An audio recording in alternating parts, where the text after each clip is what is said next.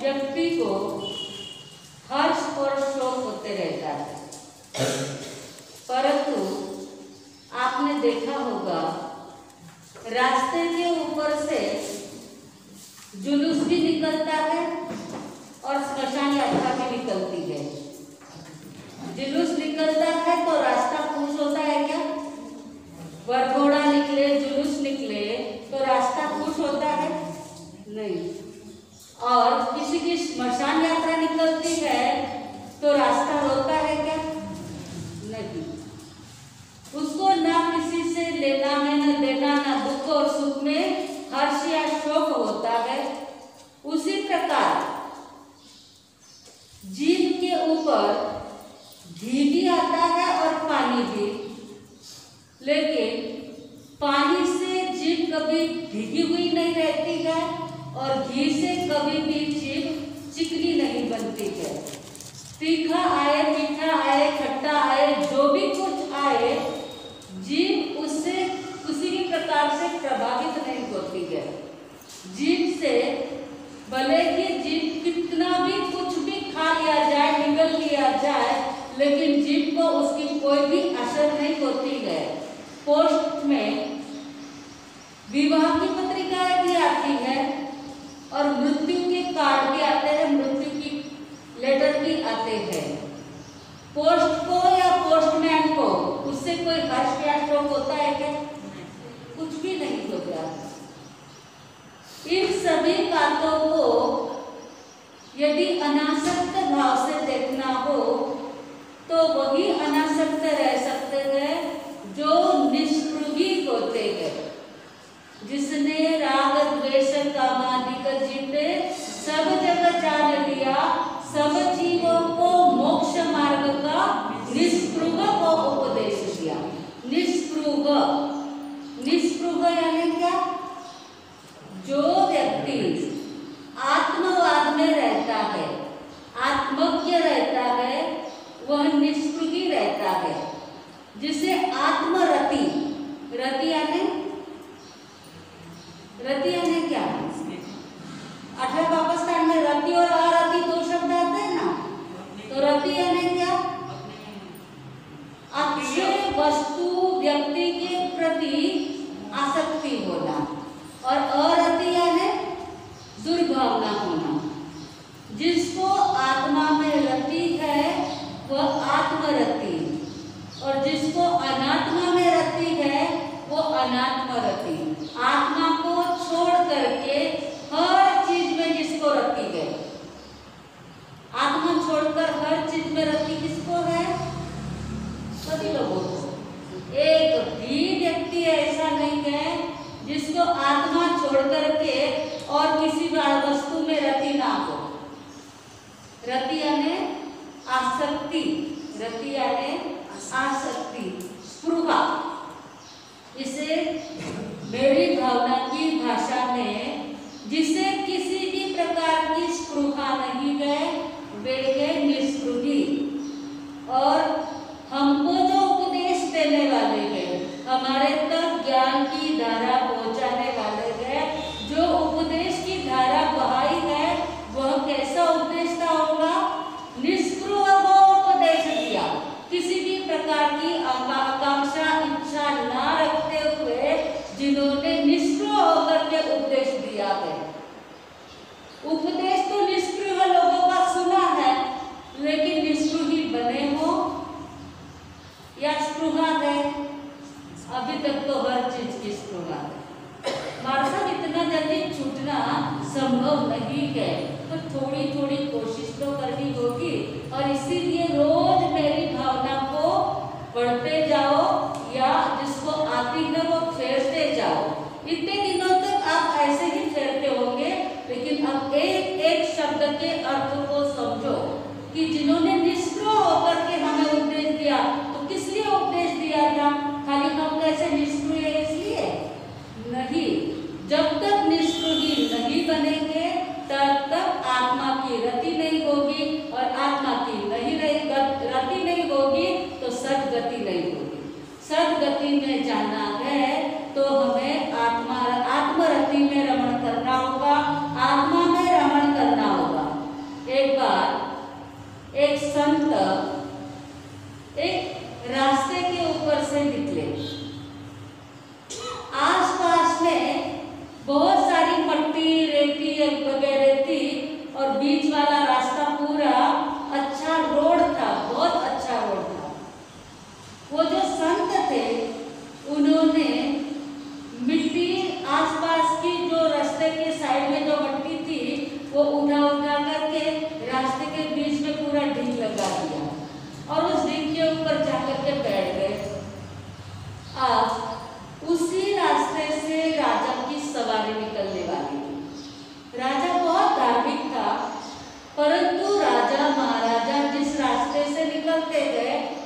सेवक लोग पहले जाकर के रास्ता चेक करते हैं, रास्ते में कोई बाधा तो नहीं है, कोई प्रॉब्लम तो नहीं है। इसलिए घोड़े के ऊपर बैठ करके सिपाही लोग रास्ता देखने के लिए आगे निकले। देखा तो बीच में मट्टी के ढेर के ऊपर संत बैठे हुए थे। राजा बड़ा धार्मिक था, आध्यात्म उसके जीवन में उतरा हुआ था। जैसी राजा वैसी प्रजा। राजा के गुण प्रजा में भी तो थे। सिपाही को लगा राजा कभी संतों का अपमान नहीं करते हैं, तो मुझे भी संतों का अपमान नहीं करना है।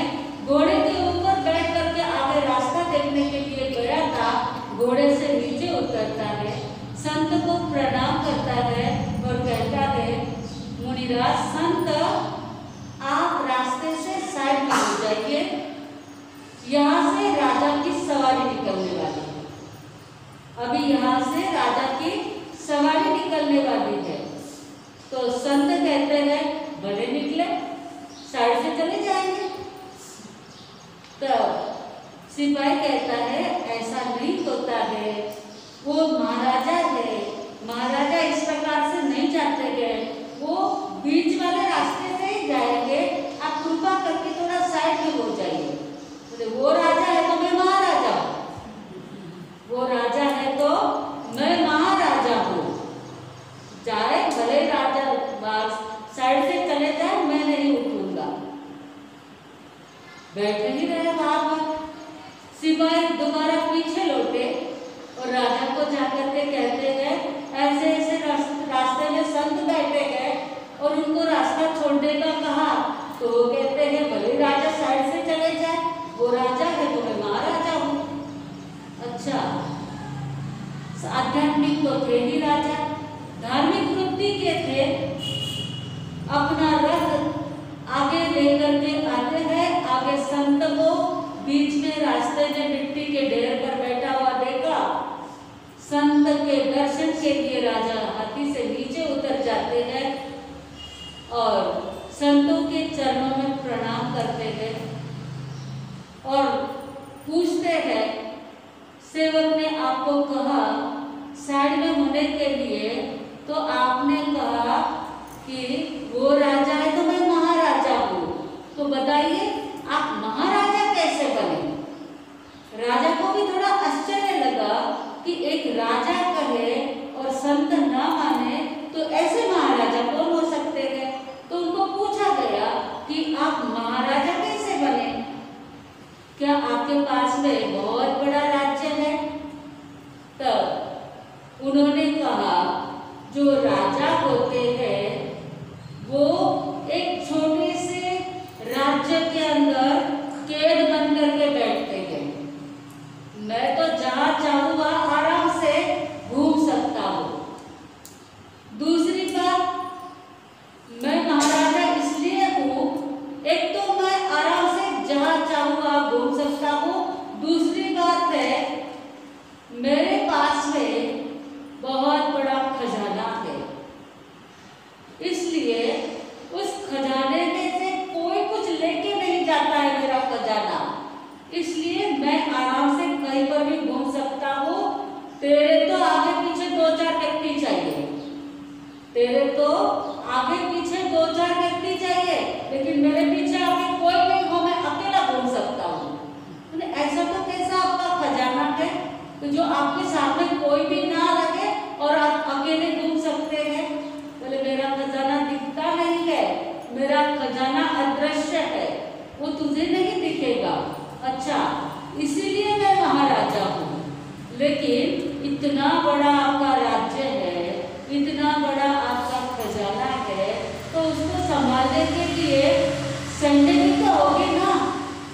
राजा को और उत्कंठा जगती है। जैसे जैसे संत जवाब देते हैं राजा को और उत्सुकता बढ़ते जाती है। राजा कहते हैं फिर आपका सैन्य कहाँ गए। तो बोले सैन्य तो उसको जरूरी पड़ता है जिसका शत्रु होता है, मेरा तो दुनिया में कोई शत्रु है ही नहीं, तो मुझे सैन्य की क्या जरूरत पड़े। राजा सब सुन कर हैरान हो जाते हैं। तो लेकिन आपका धन का भंडार कौन सा है ये तो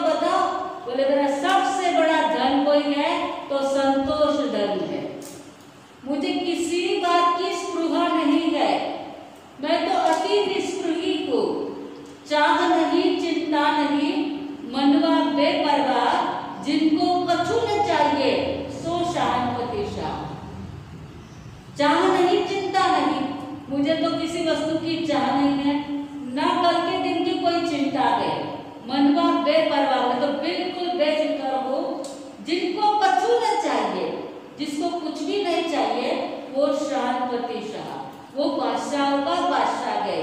अरे मैं महाराजा ही नहीं हूँ, बड़ा सम्राट हूँ, बादशाह का बादशाह हूँ। राजा सुनकर एक स्माइल देते हैं और नमस्कार करते हैं, प्रणाम, और प्रणाम करके जाने लगते हैं।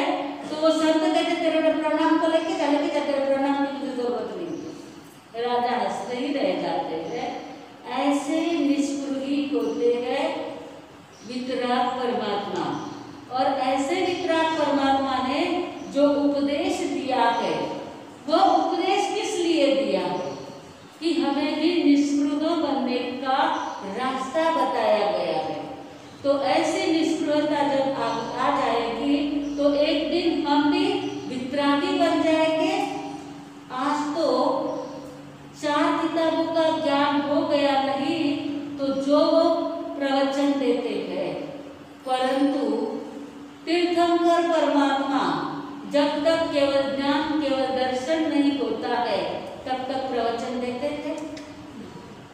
आज एकाध साधु साहब भी यदि प्रवचन नहीं देते होंगे तो आप लोगों के मन में क्या होता है? क्या होता है बताइए? कि मास्टर ने प्रवचन नहीं देता है कि आकर के कोई पूछते भी होंगे किसी को, ये मास्टर प्रवचन नहीं देते हैं क्या? परंतु केवल ज्ञान केवल दर्शन होने के बाद जो उपदेश दिया जाता है वह निष्पृह किसी भी प्रकार की आशा आकांक्षा को न रखते हुए वह उपदेश दिया जाता है। और वह निष्पृह उपदेश देने वाले ऐसे निष्पृह होते हैं, आगमों में ऐसे अनेक उदाहरण है जिनको अपने शरीर की भी स्पृहा नहीं थी। हमें तो दुनिया की स्पृहा पड़ी है, शरीर जो अपने साथ है उसकी भी किसी को स्पृहा नहीं थी। बहुत सारे नाम आपने शास्त्रों में पढ़े गए, सुने गए। मैत्रायण मुनि, क्या हुआ था मैत्रायण मुनि को? पता है मैत्रायण मुनि? मैत्रायण मुनि राजगृही नगरी के ही थे। भगवान महावीर स्वामी का उपदेश सुन करके दीक्षा ले लेते थे। मासकमन के पार में मासकमन करते हैं, ग्रामानुग्राम विचरण करते हुए दोबारा राजगृही नगरी में पधारते हैं। और साधु संतों के लिए गोचरी ऊंच नीच मध्यम सभी कुलों में पहले के साधु संत गोचरी को जाते थे। आज तो खाली जैनों के घरों में ही गोचरी जाते हैं, या कोई परिचित अजैन हो, किसी ने भावना भाई हो तो उसके घर पर गोचरी जाते हैं। परंतु पहले के जमाने में ऐसा कुछ नहीं था। आज के तारीख में भी बम्बई जैसे में कोई पहले से पता नहीं होता है कि महाराज मासती जी गोचरी के लिए आएंगे। कहीं भी जाना हो सुबह 7:30 से 8:30 बजे के बीच में किसी के भी घर पे जाओ, आपको सब सुस्ता मिलेगा। जो भी कुछ उनके घर में रहता है वो अलग से सुस्ता ही रखते हैं। उनका एक कपाट सुस्ती वस्तु का अलग ही रहता है। आपके वहां तो गहू जिसमें गए वहां पर ही गहू की पुड़ी भी रख देते होंगे। यहाँ ऐसा है क्या? या सुस्ता कपाट अलग रहता है क्या आपका? वो सब कैसे रहे, सब भेड़ो। एक समझने जैसी बात है कि जितनी सुस्ती वस्तु हो वो अलग से रखी। अचानक साधु आ गए तो आराम से सब सुस्ता मिल सकता है। यहाँ तो सुबह पड़ी नहीं, चाय पानी नाश्ता हुआ नहीं कि चला सब फ्रिज गया। आ गए साधु संत तो फ्रिज में से लेंगे क्या? नहीं ले सकते गए। वहां पर सुबह से शाम तक राह देखते रहते हैं। और दोपहर के समय में सुबह शाम तक टिफिन ले लेकर के जाते हैं। तो सुबह में आप चाहो तो 8 बजे सब कुछ मिल जाता है। गोचरी भी पूरी के पूरी सुबह में मिल सकती है, क्योंकि बहुत सारे लोगों के घर में टिफिन वगैरह होते ही रहते हैं। और लगभग स्थानक वासी के मिनिमम 500 साधु संत तो ऐसे ही वालों में रहे। यानी स्थानक भी बहुत है, लगभग करीब 125-150 से ज्यादा स्थानक है। गुजराती मंदिर वाले अलग, मात्र स्थानक वासी गुजराती राजस्थानी आदि सबके तो सब सुस्ता रहता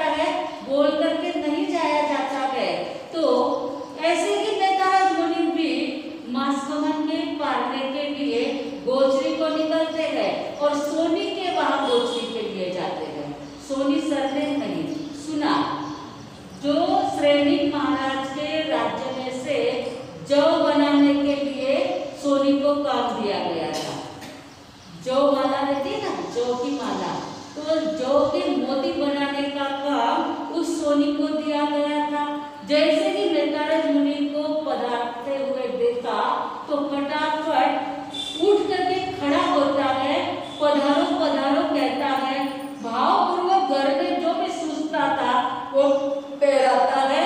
जैसे ही संत बाहर चले जाते हैं वापस वो सोनी अपना काम लेकर के बैठने को जाता है। देखा तो सोनी के जाओगी नहीं और अभी तो कोई आया नहीं। इस मुनिराज अंदर आए और बाहर निकले, इसके पहले कोई आया नहीं और बाद में भी कोई आया नहीं। हो ना हो ये जो सोने के जग है मुनिराज ही लेकर के चले गए। पीछे पीछे भागता है, पकड़ के लाता है मुनिराज को, बताओ मेरे जग आपने ही लिए होंगे। मुनिराज एक नहीं दो नहीं मौन। मुनिराज ने देख लिया था क्या हुआ है जग का, परंतु बोले तो जीवों की हिंसा हो जाए और नहीं बोले तो खुद को मरना पड़े। खुद को मरना मंजूर है लेकिन दूसरे पंचेंद्रिय जीव की हिंसा होना नहीं चाहिए। मौन रहे। बहुत जबरदस्ती से खींचा, फटकारा, बहुत कुछ कड़वा सुनाया, परंतु मैत्रेय मुनि एक शब्द नहीं बोले। अच्छा ऐसे ये नहीं बोलेंगे। सामने ही चमड़े का पट्टा पड़ा था, उस चमड़े के पट्टे को पानी में भिगोया और मैत्रेय मुनि के सिर को कस करके वो पट्टा बांध दिया और धूप में खड़ा कर दिया। अब जैसे जैसे वो पानी सूखते जाता है वैसे वैसे मैत्रेय मुनि के सिर की नसें टूटती जाती है। बस मैत्रेय मुनि एक ही चिंतन कर रहे गए, इससे अनंत गुनी वेदना इस जीवात्मा ने नरक में सहन की है। इससे अनंत गुनी वेदना तो तिरंज के भव में सहन की है। ये तो कुछ नहीं है, ये तो शरीर आज नहीं तो कल छूटने ही वाला है। शरीर के प्रति भी कोई स्पृहा नहीं और संधारा ग्रहण कर लेते हैं और मुनि स्वर्गवासी ने उनको केवल ज्ञान केवल दर्शन हो जाता है। गुण श्रेणी चढ़ते जाती है, विचारों से ही चिंतन करते करते गुण श्रेणी चढ़ते जाती है और मैत्रेय मुनि मोक्ष में चले जाते हैं। इस बाजू लकड़ी का भारा लेकर के लकड़ी वाला आता है और उस सोने के आंगन में जोर से वो लकड़ी का भारा पटकता है। डालता है तो इतना बोझ था, वो नीचे डाला तो जैसे ही आवाज हुआ तो वहां जो एक कहीं पर चिड़िया लिखा है, कहीं पर मुर्गी लिखा हुआ है, अब अलग अलग जगह, लेकिन चिड़िया तो उड़ के चली जाती है, मुर्गी होगी। तो मुर्गी ने चरक की यानी निष्ठा की और सारे निष्ठा में जो बाहर निकले, जो सोने के जो थे वो निष्ठा में बाहर निकले। सोनी ने देखे, अरे रे मैंने मुनिराज को इतना फटकारा, चाबुक से उनको मारा कि उनके सिर के ऊपर मैंने पट्टा बांध दिया। वो तो मोक्ष में चले गए और उन्होंने तो जो नहीं लिए थे। फिर उन्होंने बोला, कुछ भी नहीं बोले। क्यों नहीं बोले? बहुत पश्चाताप हो जाता है। अरे रे, एक वितरागी संत की हत्या करने वाला मैं हत्यारा बन गया। बहुत बहुत पश्चाताप होता है, परंतु अब पछताए हो क्या जब चिड़िया चुग गई थे। अब पछताने से कोई फायदा नहीं था, परंतु मैत्रेय मुनि की कैसी निष्ठुरता, अपने शरीर का भी ममत्व उन्हें नहीं था। और हमें इतना सा कुछ लग जाता है तो हम 10 जन को कहेंगे ये लग गया, वो लग गया, ये नहीं जमा, वो नहीं जमा। आज की दुनिया में मोक्ष प्राप्त नहीं होने का एकमात्र कारण है ये स्पृहा छूटती नहीं है। ये जो आसक्ति है, शरीर की कहो, जगत की कहो, किसी भी बात की स्पृहा रहती है तो मोक्ष प्राप्त नहीं हो सकता है। ऐसे निष्ठुरी संत, फिर वो गजकुमार मुनि क्यों न हो या अन्य कोई भी संत हो, जिन्होंने आज दिन तक मोक्ष को प्राप्त किया है, मोक्ष ऐसे भी प्राप्त नहीं होता है जो अपने शरीर के प्रति भी ममत्व नहीं रखते गए, जो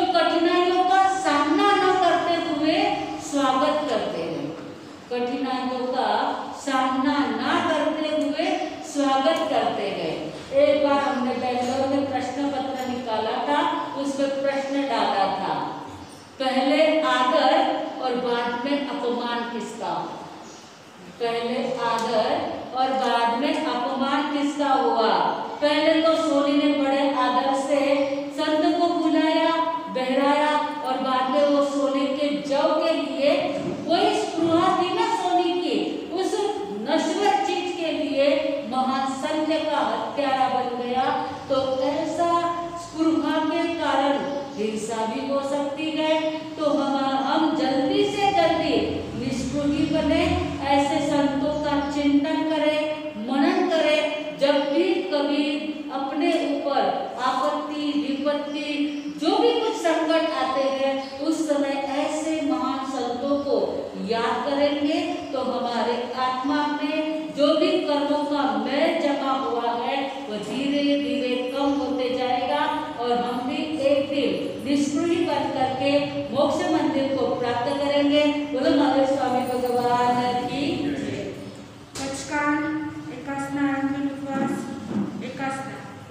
एकासनं पत्यतीर्थं वासनं खायवं सायवं अनर्थावगनं संसारणं महत्तावरणं सर्व